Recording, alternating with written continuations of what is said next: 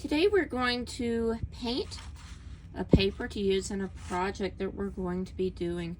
And so we're just going to paint the entire surface of our papers with watercolors. Not trying to paint any objects. We're going to just make the paper beautiful. And so what I'm going to do first is just spray some water to dampen it. I don't want it soaking wet. Just kind of lightly spray it.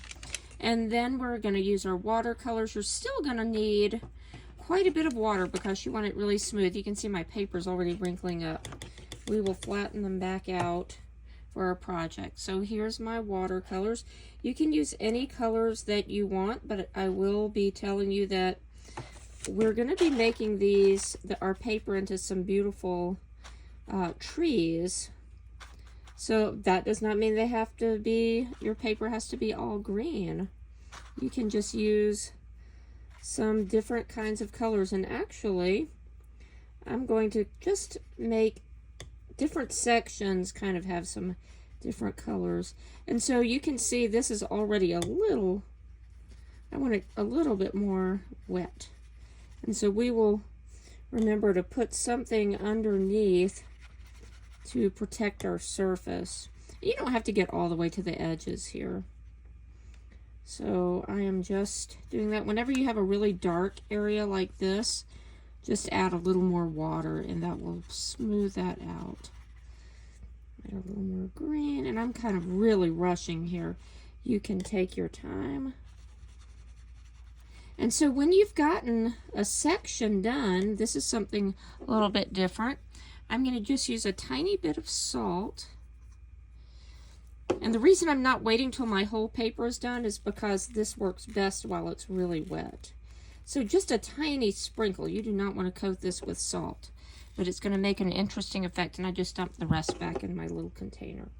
So let's focus on a different area, maybe here.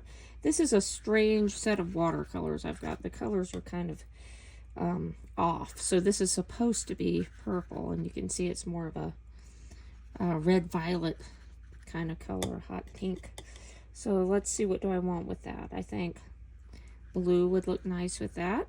We can refer to our color wheel to know which colors will look nice together. And you can see, again, I'm rushing, and I do need to get this a little more wet. I don't want it super just puddly. You can see I'm getting it a little puddly here.